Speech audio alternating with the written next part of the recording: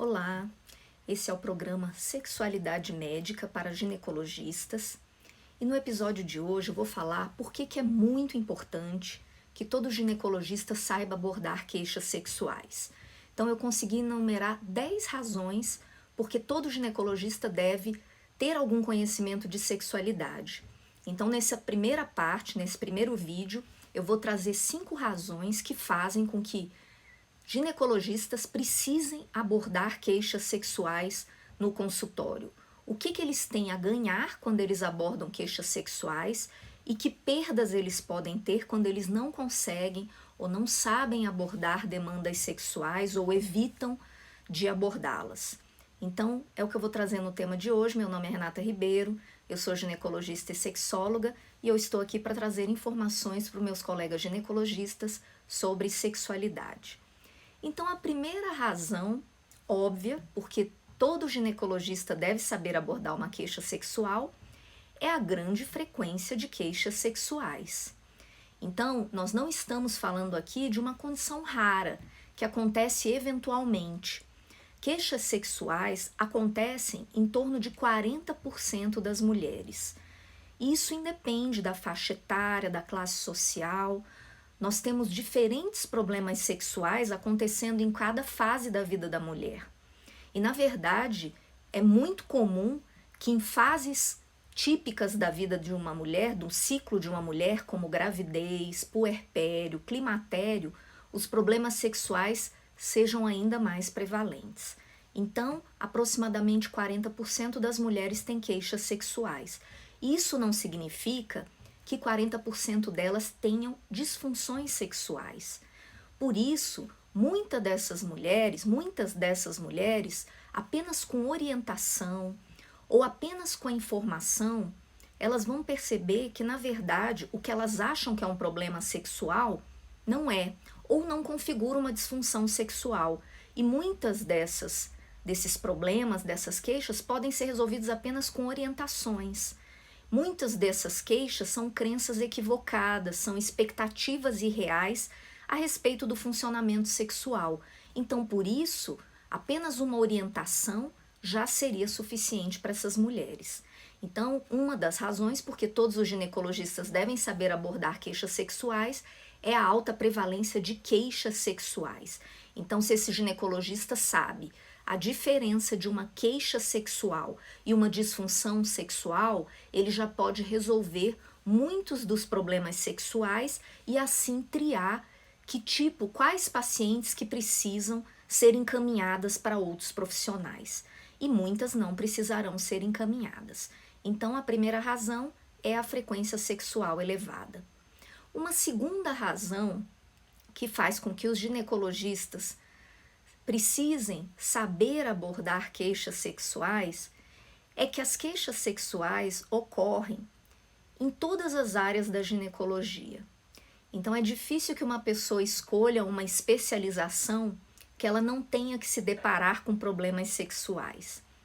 Isso porque, se pensarmos nas áreas da ginecologia ou da obstetrícia, como, por exemplo, uma ginecologia infanto-puberal, então muitas mulheres, muitas ginecologistas ou ginecologistas podem receber pacientes, mães, com dúvidas a respeito de comportamentos dos seus filhos em relação ao autoerotismo, a se tocar, e isso gera muitas dúvidas nos pais.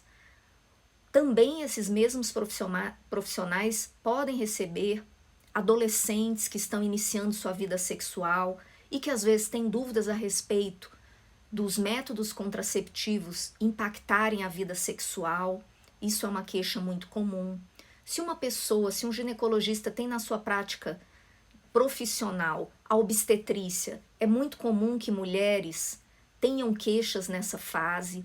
Então, tanto na gestação, queixas diferentes de acordo com o trimestre, e depois do pós-parto também, pela prolactina, muitas vezes por conflitos conjugais que acontecem na gravidez, depressão pós-parto.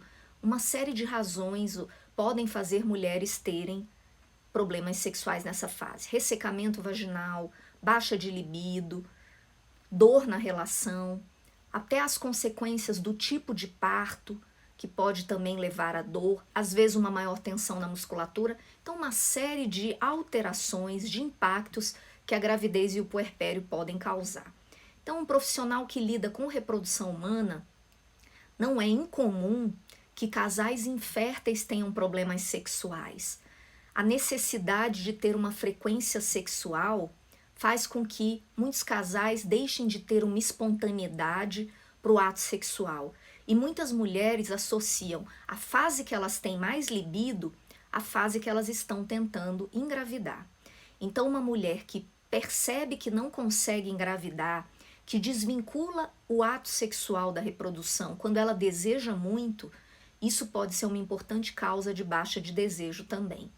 E um outro agravante é que muitos homens, muitos casais inférteis, o homem também tem comprometimentos sexuais pela obrigatoriedade do desempenho ou pela sensação de falha, de insucesso, de fracasso que a infertilidade pode dar para homens e mulheres. A endometriose também é uma doença comum que causa repercussões sexuais, não só em relação à dispareunia, mas ela afeta todas as fases do ciclo de resposta sexual e também traz muitas repercussões. E nem precisa dizer que um dos períodos da vida da mulher que ela tem mais impactos na sexualidade é no climatério e na pós-menopausa. Então, nesse período, é o período da vida da mulher que ela tem mais repercussões orgânicas.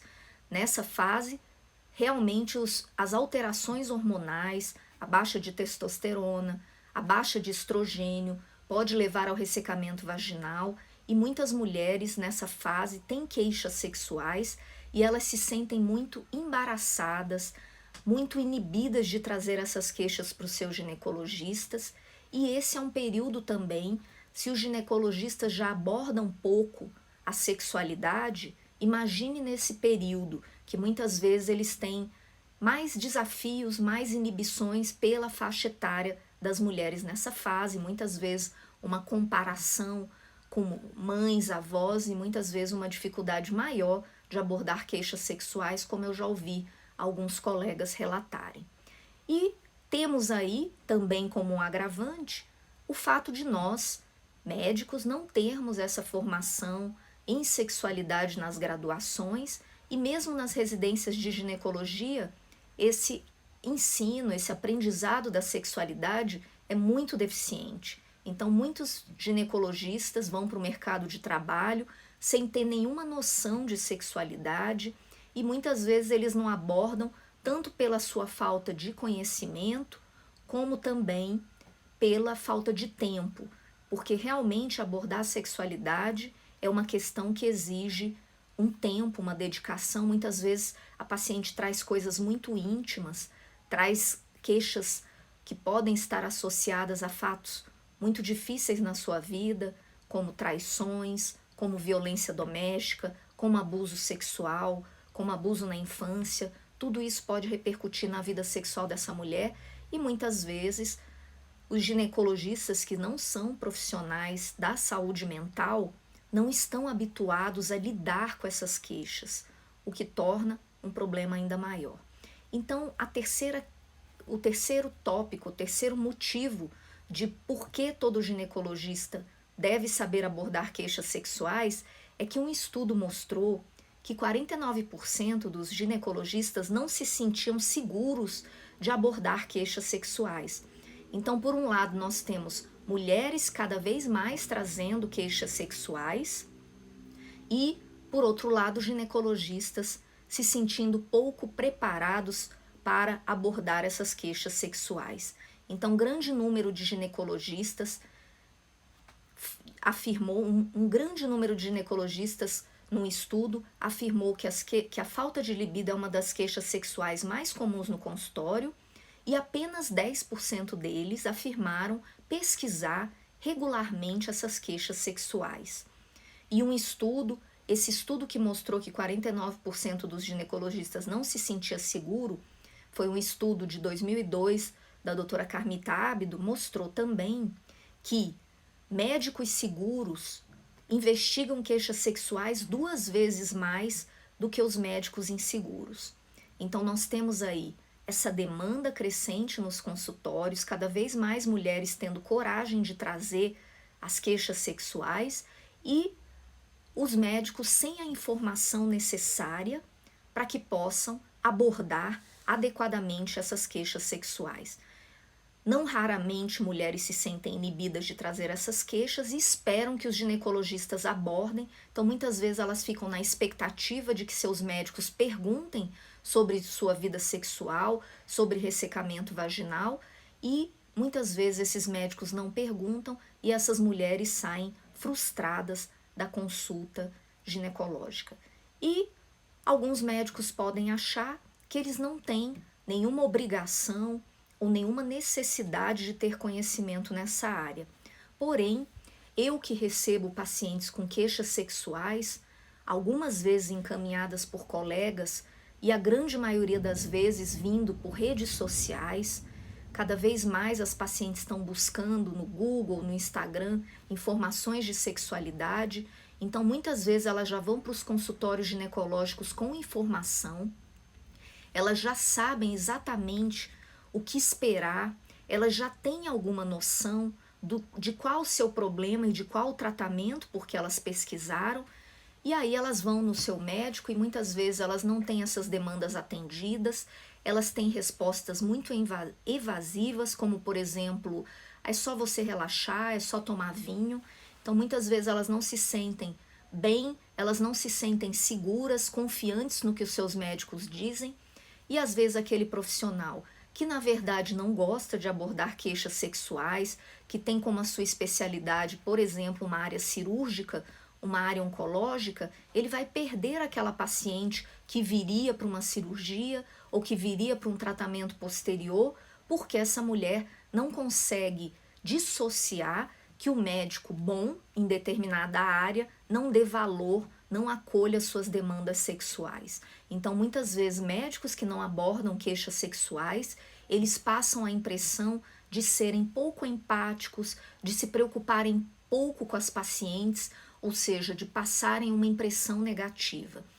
E às vezes, infelizmente, até de incompetência, porque quando uma paciente, por exemplo, com vaginismo, chega no consultório e diz que já passou por 9 médicos, muitos deles acharam que ela tinha candidíase, ela coloca esses médicos num lugar de incompetência, de não saber investigar queixas sexuais, de não terem dado a devida importância para o seu tratamento. Então, muitas vezes, colegas com boa formação perdem pacientes por causa de não abordar queixas sexuais.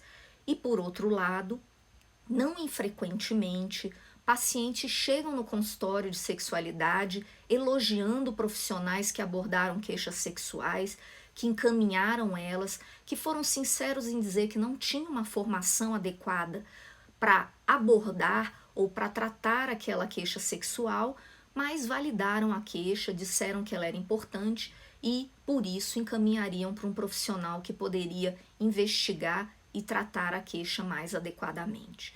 Então, me chamou a atenção uma vez que 2 pacientes, por coincidência do mesmo médico, em momentos diferentes, até com intervalo de mais de 1 ano, referiram no meu consultório, o meu obstetra avaliava queixas sexuais. Então isso realmente marcou a vida de 2 gestantes que me deram esse relato do mesmo obstetra, que sempre abordava queixas sexuais no consultório, na consulta de obstetrícia, juntamente com o companheiro da paciente, e assim essas pacientes tinham esse obstetra no maior apreço por ele ter tido essa sensibilidade de perceber que naquele momento tão especial da vida da mulher, ela também tem a necessidade de ser vista do ponto de vista não só como mãe, como gestante, mas como mulher.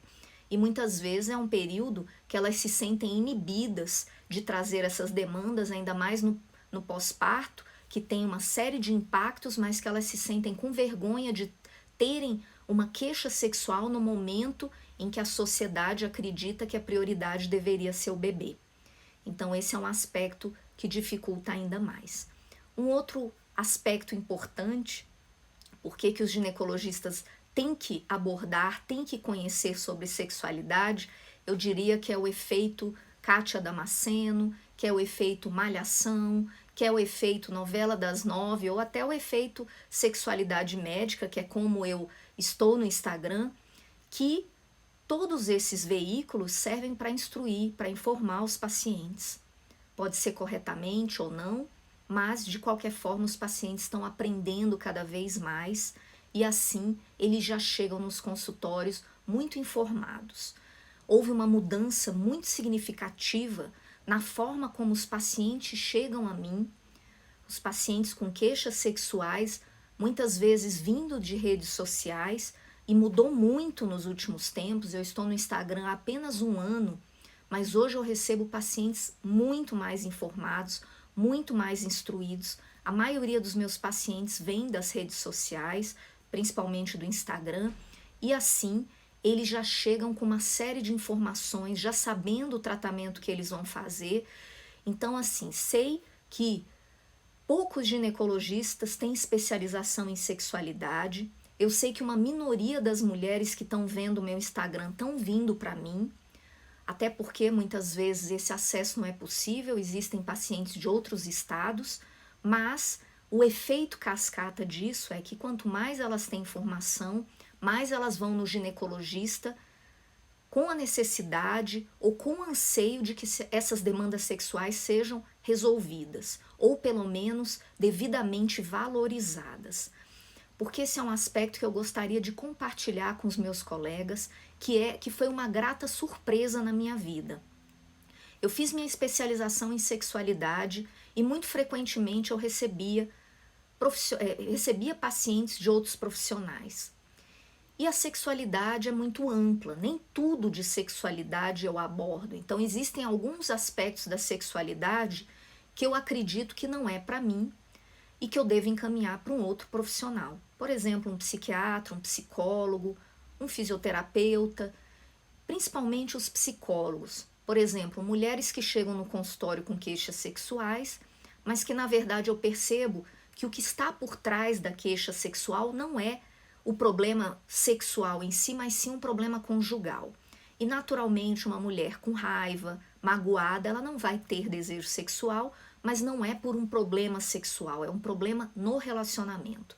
Então esses casos geralmente eu encaminho para um psicólogo conjugal, quando o casal aceita fazer uma terapia de casal.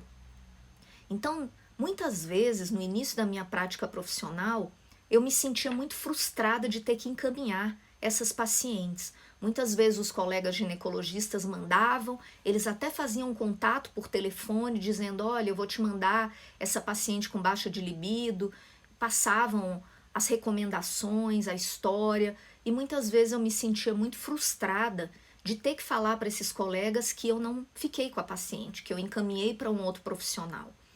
Porém, com o passar do tempo, eu percebi algo curioso que eu gostaria de compartilhar com os colegas e acho que é muito útil para um ginecologista que não tem uma formação em sexualidade, mas tem a boa vontade, a disposição em aprender mais sobre sexualidade, a vontade de ajudar as pacientes, de não cometer iatrogenias, que é o conhecimento ou a informação que eu posso dar de que essas pacientes que eu encaminhava eram justamente as que saíam falando melhor da minha consulta, as que elogiaram na sala de espera já para a secretária, as que me enviavam outras amigas, outras pacientes chegavam a mim pelo tanto que elas elogiavam a consulta. E esse foi um aspecto muito interessante da minha prática profissional. E às vezes essas pacientes tinham até mais admiração ou eram mais gratas a mim pelo atendimento dado numa única consulta do que uma paciente que faria um acompanhamento de sexualidade. E por que isso acontece? Porque não frequentemente as pacientes se sentem totalmente satisfeitas com o tratamento, uma vez que, diferente da maioria dos tratamentos médicos que a pessoa vai receber, ou uma cirurgia, ou uma medicação, e ela é passiva no tratamento, a terapia sexual exige que a mulher seja ativa no tratamento. Ela vai ter que fazer as tarefas, ela vai ter que mudar a forma de se comunicar com o parceiro. Às vezes nós vamos indicar uma literatura erótica, uma abertura de visão para outras práticas sexuais.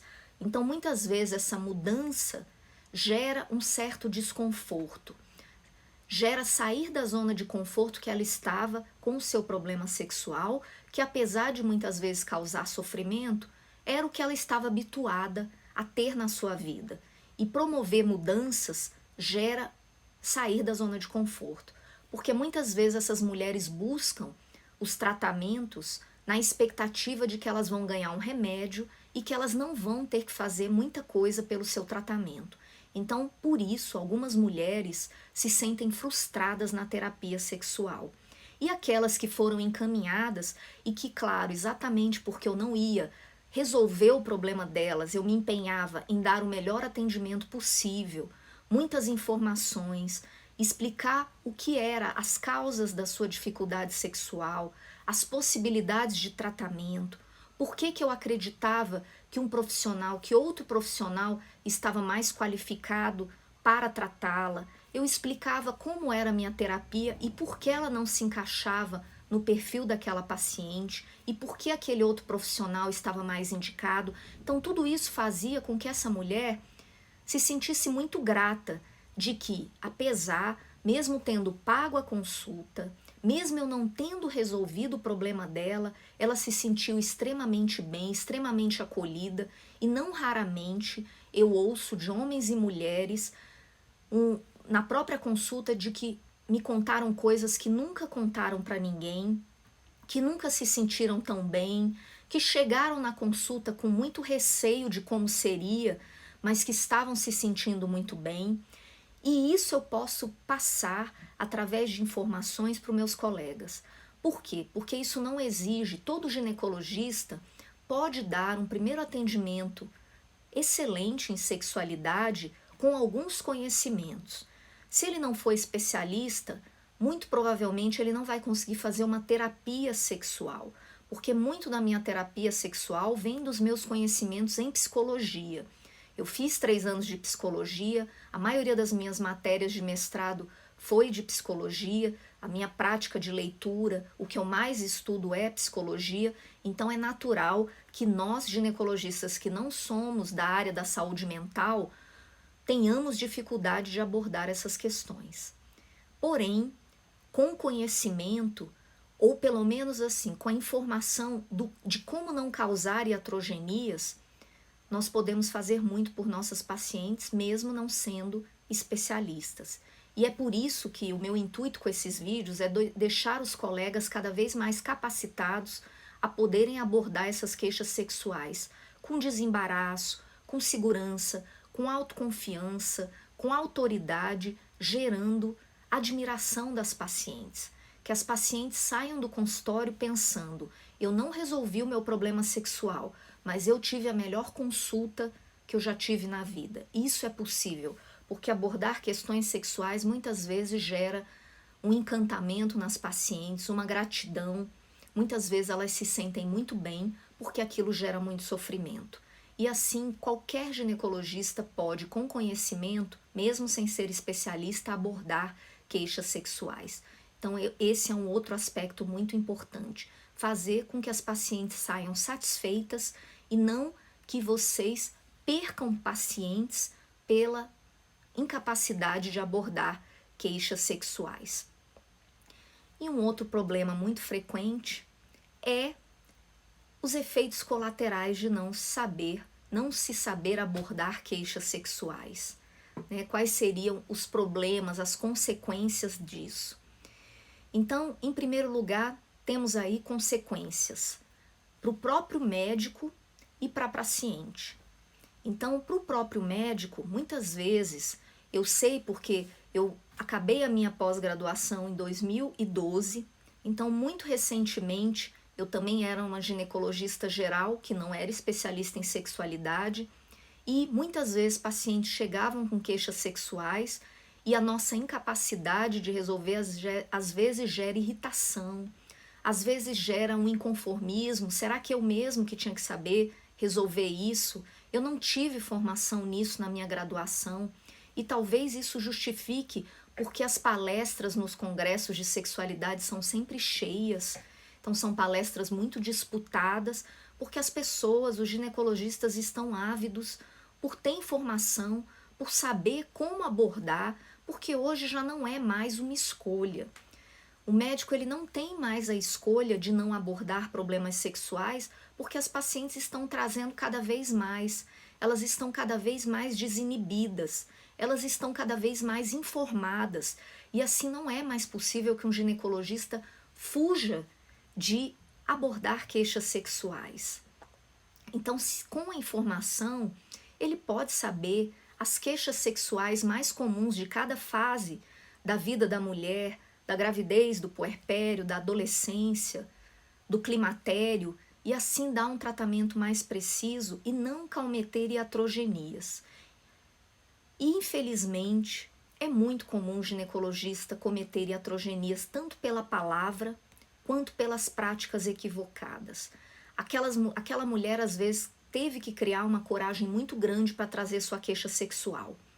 E aí ela sai, às vezes é uma mulher que está vivendo um conflito conjugal, que está com problema no seu relacionamento, que está quase se separando por causa dos seus problemas conjugais, e aí o ginecologista vai tirar sua pílula anticoncepcional sem investigar se outras razões podem estar repercutindo na sua sexualidade além do seu método contraceptivo.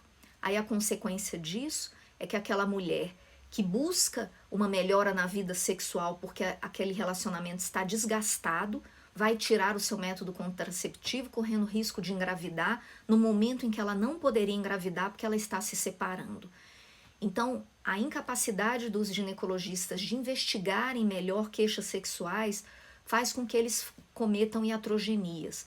Uma iatrogenia muito comum é que muitas mulheres que chegam no consultório do ginecologista com a queixa de baixa de libido saem, independente da idade, com uma receita de testosterona. Às vezes mulheres de 18 anos com níveis suprafisiológicos de testosterona por estarem com baixa de libido, e muitas vezes aquela mulher que nunca teve um orgasmo, que não desenvolveu ainda a sua sexualidade, o seu aprendizado, que não sabe como ser estimulada e que muitas vezes poderia ter suas demandas resolvidas apenas com informações, sai com uma receita de testosterona, sai com antidepressivo, e é muito triste que nós ginecologistas façamos isso com as pacientes, e a consequência direta disso são que as pacientes criticam os médicos, a nossa classe acaba ficando desprestigiada por essa e por outras práticas, porque muitas vezes, com o passar do tempo, essas mulheres percebem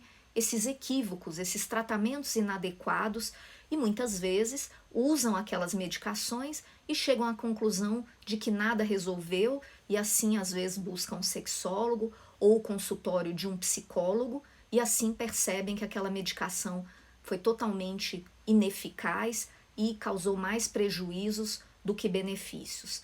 Então esse é um problema também muito comum. E a incapacidade de resolver problemas faz com que muitos ginecologistas façam algumas recomendações, então causem iatrogenias não só do ponto de vista medicamentoso, mas também das suas falas. Então, é muito importante que os médicos saibam que a relação médico-paciente é uma relação de poder. Nós não estamos acostumados a dizer não sei, porque quando um paciente nos procura, é muito comum que nós estamos numa situação, numa posição de poder. Nós detemos o conhecimento e o paciente busca esse nosso conhecimento. Apesar de nós, cada vez mais, estarmos recebendo pacientes informados no Google, e que essa relação possa cada vez mais estar ameaçada, porque muitas vezes um paciente sabe mais de uma doença do que nós mesmos, às vezes ele tem uma doença rara, que ele investigou tudo e o médico não tem conhecimento dessa doença, isso pode acontecer, mas o que acontece nas queixas sexuais é que muitas vezes as pacientes fazem perguntas que deixam os médicos em situações difíceis, são verdadeiras armadilhas para os médicos. Perguntas como: será que eu deveria me separar? Será que eu deveria tentar ter relação com outras pessoas? Será que eu não tenho desejo pelo meu marido porque eu sou lésbica? Então são perguntas às vezes que as pacientes falam que fizeram para os seus médicos e que receberam respostas muito inadequadas. né? Eu já tive um paciente masculino que falou que o urologista tinha recomendado, por causa da sua ejaculação precoce, que ele tivesse relação sexual com outras mulheres. E ele me buscou dizendo: doutor, eu não gostaria de trair minha esposa, eu realmente tenho que fazer isso? O tratamento da ejaculação precoce é ter relação com outras mulheres? Então esse é um exemplo de como muitas vezes nós causamos iatrogenias. Um dos critérios para nós configurarmos um problema sexual, uma disfunção sexual, é que a paciente tem angústia e sofrimento pelo seu problema sexual. E não raramente eu encontro casais que decidiram conjuntamente não ter mais vida sexual e estão satisfeitos com isso. Às vezes é um marido que tem um câncer de próstata, às vezes aquela mulher que entende que o seu parceiro está vivendo aquele problema e abre mão da sua vida sexual porque o ama e quer continuar junto, e às vezes ouve do seu ginecologista: não, você tem que buscar ajuda, você não pode ficar assim, você é uma mulher jovem, e muitas vezes isso gera uma angústia muito grande em mulheres que estavam bem, que estavam adequadas ao seu parceiro do ponto de vista sexual, e muitas vezes a iatrogenia, o sofrimento está apenas naquele ginecologista que passa isso para a mulher e passa a ter um sofrimento porque o seu ginecologista diz que ela não está normal. Então é muito importante que os colegas tenham informações sobre sexualidade. Às vezes são informações simples, como não causar iatrogenias, como dar a melhor informação possível para essas mulheres. E o meu intuito com esse vídeo é dar essas informações. Então, como eu falei no início do vídeo, eu enumerei 10 razões porque todo ginecologista deve abordar queixas sexuais, e nesse vídeo eu falei 5 delas, porque elas são muito frequentes, porque todas as áreas recebem queixas sexuais, desde o oncologista até o obstetra. Então nenhum ginecologista vai passar sua prática clínica isento de receber queixas sexuais, porque 49% dos ginecologistas diz que não está seguro, não se sente bem em abordar queixas sexuais, então esse é um motivo de insatisfação. Porque pelos efeitos colaterais que isso gera nos pacientes e nos médicos. Os médicos se sentem mais irritados, mais incapacitados e muitas vezes respondem de forma equivocada e muitas vezes causam prejuízo para essas mulheres, e também pelo efeito, como eu disse, novela das 9, que está falando sobre transexualidade, sobre mulheres, pacientes LGBT, sobre abuso sexual. Então o efeito Kátia Damasceno, o efeito novela das 9, malhação, que faz com que as pacientes estejam aí se informando sobre sexualidade e cheguem no consultório com muitas demandas. A minha pesquisa de mestrado mostrou que 40% dos médicos não sabia ou achava que a homossexualidade era uma doença. Essa pesquisa teve uma repercussão muito grande, ela saiu numa matéria na Agência Brasil e foi replicada em vários sites, e essa divulgação tão grande foi decorrência da perplexidade da sociedade, que sabe que a homossexualidade não é uma doença, apesar da controvérsia que isso ainda causa, mas que nós médicos, 40% não sabia disso. Então são dados muito preocupantes. Então não é possível que nós médicos saibamos menos de sexualidade do que adolescentes, do que uma dona de casa que assiste novela.